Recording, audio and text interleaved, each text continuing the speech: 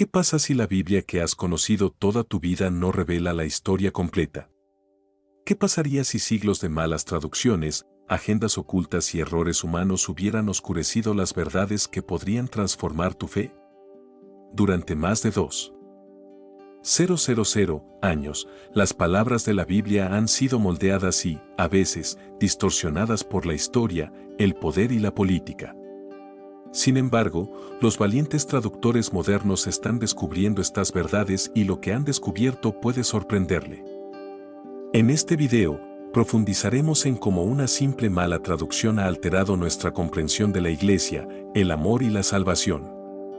Exploraremos los significados de palabras como Saúl, Ágape y Eclesia, revelando cómo estas ideas pueden profundizar su fe y transformar su comprensión de la palabra de Dios.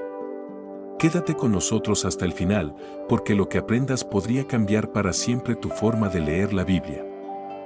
Si te apasiona descubrir la verdad de la palabra de Dios, dale me gusta a este video, compártelo con otros y suscríbete a nuestro canal para obtener más contenido esclarecedor. Juntos podemos sacar a la luz estas verdades. Embarquémonos en este increíble viaje hacia la historia oculta de la Biblia. Durante siglos, la Biblia ha sido la piedra angular de la fe para millones de personas, ofreciendo guía, consuelo y salvación. Sin embargo, su viaje a través del tiempo ha estado plagado de desafíos. Desde sus orígenes en hebreo y griego antiguos hasta traducciones al latín y idiomas modernos. Cada versión creó oportunidades tanto para la claridad como para la distorsión. Durante el minucioso proceso de traducción, comenzaron a surgir discrepancias. Las palabras fueron remodeladas por prejuicios culturales, agendas teológicas y las limitaciones del lenguaje mismo. En algunos casos, el verdadero significado de un pasaje se perdió o se alteró deliberadamente. ¿Qué sucede cuando se oscurece la verdad? Para un traductor, la búsqueda de la verdad condujo a una revelación emotiva. Sosteniendo un pasaje que habían leído muchas veces, decidieron examinarlo en su forma griega original. Fue entonces cuando encontraron una sola palabra que tenía un significado muy diferente al que les habían enseñado. El término griego eclesia, a menudo traducido como iglesia, no significa lo que la mayoría de la gente cree. En su contexto original, eclesia se refería a una reunión o asamblea de personas unidas en un propósito. No denotaba una estructura física, jerarquía o institución, se trataba de seguidores de Cristo vivos y que respiraban unidos en la fe. Con el tiempo, a medida que el cristianismo se institucionalizó, la traducción de eclesia cambió. En lugar de evocar la comunidad de base que Jesús imaginó, se asoció con una organización jerárquica formal. Este cambio sutil tuvo profundas implicaciones, alterando la forma en que generaciones de cristianos entendían su relación con Dios y entre sí.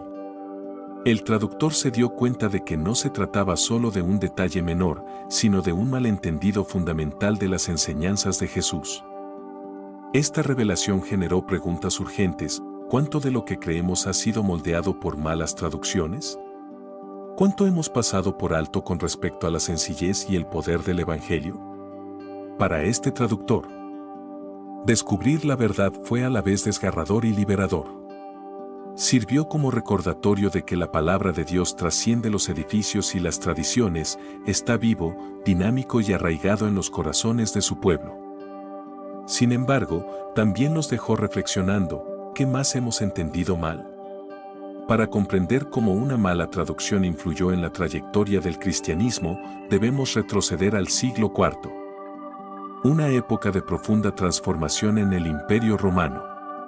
Este periodo estuvo marcado por inestabilidad política, división religiosa y cambios radicales, con el emperador Constantino en el centro. En el año 312 después de Cristo, Constantino supuestamente tuvo una visión de una cruz en el cielo acompañada de las palabras en este signo, conquista.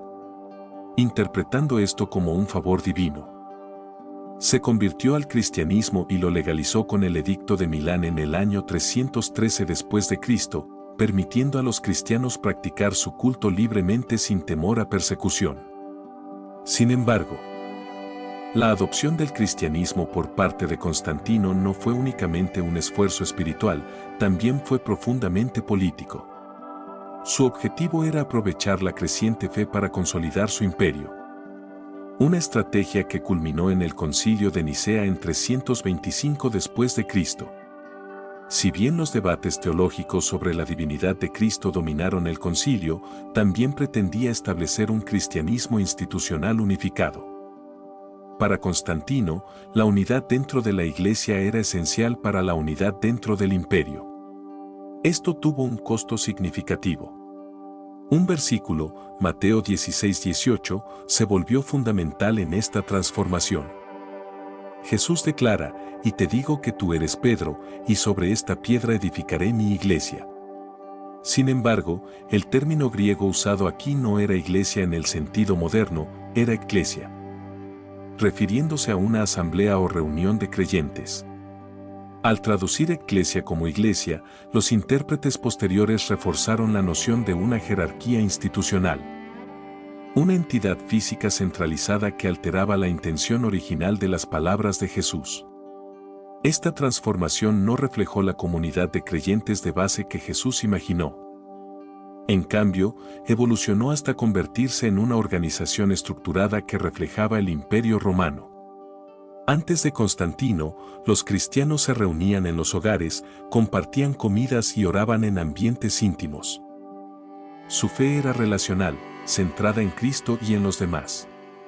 Sin embargo, después del Concilio de Nicea, la Iglesia adoptó los símbolos del imperio, catedrales, obispos y concilios, cambiando el enfoque de una comunidad de creyentes a una institución jerárquica. El cambio de eclesia a iglesia tuvo profundas implicaciones, centralizando la autoridad y colocando el liderazgo espiritual en manos de unos pocos, entrelazando la fe con las estructuras de poder del Imperio Romano. Esta alineación de la Iglesia y el Estado moldearía el cristianismo durante siglos, influyendo en las prácticas de adoración y las alianzas políticas. Para Constantino, esta fusión fue un triunfo, sin embargo, inició una transformación que, según algunos, divergió de las enseñanzas de Jesús. La fe sencilla y orgánica de los apóstoles comenzó a verse ensombrecida por la política, el poder y el control institucional. Hoy en día, los eruditos y teólogos continúan lidiando con las consecuencias de estos cambios. ¿Las acciones de Constantino preservaron el cristianismo o lo distorsionaron? ¿La mala traducción de eclesia unificó a los creyentes o los controló? A lo largo de la historia, la traducción ha sido tanto una bendición como un desafío para la Biblia. Si bien ha hecho que la palabra de Dios sea accesible a innumerables personas en sus idiomas nativos, también ha introducido discrepancias que han remodelado las doctrinas cristianas fundamentales. Un ejemplo significativo es la palabra hebrea Saol. En su contexto original, simplemente significaba la tumba o el lugar de los muertos, un término neutral para referirse a donde van todas las almas después de la muerte, independientemente de su rectitud. Sin embargo, cuando la Biblia se tradujo al griego, Saol se convirtió en Hades, un término cargado de asociaciones culturales de castigo y tormento de fuego. Cuando la Biblia fue traducida al latín, Saol se convirtió en Infernum y, más tarde, en inglés, se tradujo como infierno. Este desarrollo solidificó el concepto del infierno como un lugar de castigo de fuego eterno, a pesar de su ausencia en los textos hebreos originales. En el Salmo 16:10, David declara, «Porque no abandonarás mi alma al Saol, ni permitirás que tu santo vea corrupción». Esta declaración refleja confianza en Dios más que temor al tormento eterno. David está proclamando que Dios no lo abandonará en la tumba. Sin embargo, debido a una mala traducción, estos pasajes han sido mal entendidos durante siglos, dando forma a creencias sobre la otra vida de manera no deseada. Otro ejemplo significativo es la palabra bautismo, derivada del griego baptis, que significa sumergir o sumergir. En la iglesia primitiva, el bautismo se practicaba como inmersión de cuerpo completo, simbolizando un poderoso acto de morir al pecado y resucitar a una nueva vida en Cristo. Con el tiempo, las traducciones y adaptaciones culturales llevaron a prácticas como rociar y verter, alterando tanto el acto en sí como su simbolismo. Este cambio reflejó divisiones teológicas más profundas, transformando lo que alguna vez fue un profundo acto de fe en un mero gesto simbólico, lo que plantea dudas sobre cuánto de la intención original se ha preservado. De manera similar, la palabra arrepentirse ha evolucionado en contextos modernos. Hoy en día, el arrepentimiento se considera a menudo como un sentimiento de remordimiento o culpa por el pecado. Pero el término griego metanoia transmite un significado diferente, significa un cambio de opinión o un cambio de rumbo. Este concepto enfatiza la transformación más que la vergüenza. Se trata de alejarse del pecado y reorientar la vida hacia Dios. Comprender el arrepentimiento de esta manera lo reformula como un llamado esperanzador a la transformación en lugar de una obligación gravosa. Estos ejemplos Saúl, bautismo y arrepentimiento ilustran cómo las malas traducciones, las influencias culturales y las agendas teológicas han dado forma a las doctrinas cristianas a lo largo de los siglos.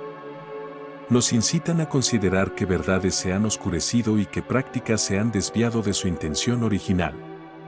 La Biblia, en su forma original, es un documento vivo, rico en significado, historia y verdad divina. Descubrir su mensaje completo requiere que regresemos a la fuente, estudiemos los idiomas y las culturas en las que fue escrito y busquemos la guía de Dios para descubrir su significado. ¿Cómo pudo la Biblia, como palabra inspirada de Dios, estar sujeta a tantos cambios? ¿Fue error humano, cambios culturales o algo más intencional? La historia revela una verdad aleccionadora. La traducción a menudo consistía en consolidar el poder y el control en lugar de preservar los significados originales. A medida que el cristianismo se extendió por el Imperio Romano, la necesidad de una escritura unificada en un lenguaje común se volvió crítica. El latín, la lengua del imperio, suplantó al griego como lengua dominante en el siglo IV. La tarea de crear esta Biblia unificada recayó en Jerónimo, un brillante erudito encargado por el Papa Dámaso I. La traducción de Jerónimo, conocida como Vulgata Latina, se convirtió en la Biblia estándar durante más de 1000 años. El trabajo de Jerome no estuvo exento de controversias. Aunque su objetivo era mantenerse fiel a los textos originales hebreo y griego, sus traducciones probablemente estuvieron influenciadas por las autoridades eclesiásticas de su época que tenían claras agendas teológicas y políticas. Un ejemplo notable es la traducción que hizo Jerónimo de la palabra hebrea Saol y la palabra griega Hades a Infernum, que evoca imágenes de tormento ardiente. Esta elección reforzó el concepto del infierno como un lugar de castigo eterno, alineándose con el creciente énfasis de la Iglesia en el miedo y la obediencia. Estas interpretaciones también sirvieron para fines prácticos. Un laicado temeroso y sumiso era más fácil de controlar, y la doctrina del castigo eterno se convirtió en una poderosa herramienta para mantener la autoridad de la Iglesia. Uno de los ejemplos más notorios de esta manipulación fue la venta de indulgencias. Al prometer la absolución del purgatorio, una idea arraigada en estas malas traducciones, la Iglesia amasó una riqueza significativa, transformando lo que comenzó como una guía espiritual en un sistema de explotación que culminó con las protestas de Martín Lutero durante la Reforma. Con el paso del tiempo, la Vulgata Latina evolucionó de una mera traducción a una norma legal. En el Concilio de Trento del siglo XVI, la Iglesia Católica declaró la Vulgata la Biblia oficial, solidificando las interpretaciones de Jerónimo como sagradas e inexpugnables. Esta decisión silenció efectivamente cualquier desacuerdo con respecto al texto. A pesar de esta declaración, las adiciones, omisiones y malas interpretaciones continuaron infiltrándose en las traducciones, ya sea intencional o accidentalmente, moldeando profundamente las prácticas y creencias cristianas. Palabras como eclesia, bautizo y metanoia fueron modificadas para apoyar estructuras institucionales, rituales y doctrinas. Estos cambios no fueron meramente académicos. Impactaron todo, desde los sacramentos hasta la jerarquía de la Iglesia. En retrospectiva, la traducción siempre ha sido un campo de batalla, una lucha entre preservar la verdad de la palabra de Dios y alinearla con las agendas humanas. Si bien muchos traductores actuaron con sinceridad, otros pueden haber estado motivados por el deseo de consolidar el poder o proteger la autoridad institucional. La Reforma surgió en respuesta a esta misma tensión. Reformadores como Martín Lutero, que tradujo la Biblia al alemán, pretendían devolver las Escrituras al pueblo, libres del control institucional. Creían que todo creyente debería tener acceso directo a la palabra de Dios, inalterada y sin filtros. Para los lectores modernos, esta historia sirve tanto como una advertencia como un llamado a la acción, instándonos a abordar las Escrituras con discernimiento y buscar una comprensión de su contexto y significado originales. Nos desafía a cuestionar suposiciones arraigadas, examinando lo que hemos aceptado sin escrutinio y qué verdades podrían estar aún esperando ser descubiertas. Sobre todo, debemos recordar que ninguna profecía de las Escrituras se originó a partir de una interpretación humana. Más bien, los profetas, aunque humanos, hablaron de Dios mientras eran guiados por el Espíritu Santo. En el último siglo, los avances en arqueología y lingüística nos han acercado más que nunca a los textos originales de la Biblia. Descubrimientos como los rollos del Mar Muerto y los análisis lingüísticos en curso han permitido a los estudiosos eliminar capas de traducción y tradición para descubrir el verdadero significado de la Biblia. Para muchos, este trabajo trasciende el ámbito académico, es un llamado profundamente espiritual. Estos eruditos se ven a sí mismos como administradores de la palabra de Dios, encargados de restaurar su pureza para las generaciones futuras. Sin embargo, este esfuerzo no está exento de desafíos. Un momento crucial ocurrió cuando un traductor revisó la palabra griega ágape, que a menudo se traduce simplemente como amor. Ágape es rico en significado y distinto de otros términos griegos para el amor, como eros amor romántico y philia amistad. El verdadero significado de ágape revela el corazón de Dios. No es un amor que se limita a tolerar o perdonar a distancia, más bien, es un amor activo, de búsqueda y sanación. Este es el amor que impulsó al Padre a enviar a su Hijo al mundo, el amor que cura las heridas, restaura la esperanza y trae vida. Para este traductor, la comprensión fue abrumadora. No lloraron de desesperación sino de la belleza de comprender el amor de Dios en su plenitud. Sin embargo, su alegría se vio atenuada por la tristeza. ¿Cuántas generaciones de creyentes se habían perdido esta profunda verdad debido a errores humanos, prejuicios culturales o control institucional? Este no es un caso aislado. Los traductores han descubierto matices similares en palabras que antes se consideraban simples. Por ejemplo, la palabra griega dikaiosune, a menudo traducida como rectitud, tiene un significado más amplio que abarca no solo la moralidad personal sino también la justicia, la equidad y las relaciones correctas. Tales descubrimientos remodelan fundamentalmente nuestra comprensión de pasajes clave de las Escrituras. Revelan a un Dios que no se centra únicamente en la piedad individual sino en restaurar el mundo entero al orden previsto. Un Dios de justicia y misericordia. Los hallazgos arqueológicos han sido fundamentales en este esfuerzo. Los rollos del Mar Muerto, por ejemplo, proporcionaron a los eruditos algunas de las primeras copias de textos del Antiguo Testamento, iluminando cómo se entendían estas escrituras en su contexto original. Estos descubrimientos han corregido errores de traducción y han profundizado nuestra comprensión de la antigua cultura y lengua hebreas. Considere Isaías capítulo 53, la profecía del siervo sufriente. Los traductores modernos, dotados de acceso a estos textos antiguos, han descubierto matices que se pasaron por alto en versiones anteriores. Esto ha llevado a una comprensión más rica y profunda del Mesías, su sufrimiento, propósito y triunfo. Para estos traductores, cada descubrimiento subraya la responsabilidad que tienen. Reconocen que su trabajo puede aclarar verdades para millones de personas, restaurando ideas que han estado ocultas o mal entendidas durante siglos. Sin embargo, esto también suscita preguntas aleccionadoras, cuánto de nuestro entendimiento actual ha sido moldeado por traducciones defectuosas. ¿Y cómo podemos asegurar que las generaciones futuras reciban la palabra de Dios como fue pensada originalmente? En sus discusiones, los traductores a menudo expresan el sentimiento de que comprender la palabra de Dios requiere humildad, diligencia y disposición para confrontar verdades incómodas. No se trata simplemente de precisión lingüística, se trata de encontrar el corazón de Dios en cada palabra. A medida que estos eruditos continúan su trabajo, nos invitan a unirnos a ellos no solo como observadores sino como buscadores de la verdad. La Biblia es más que un documento histórico. Es la palabra viva y que respira de Dios. Cada matiz redescubierto revela una imagen más profunda y hermosa de aquel que lo inspiró. Entonces, ¿qué significa esto para nosotros hoy?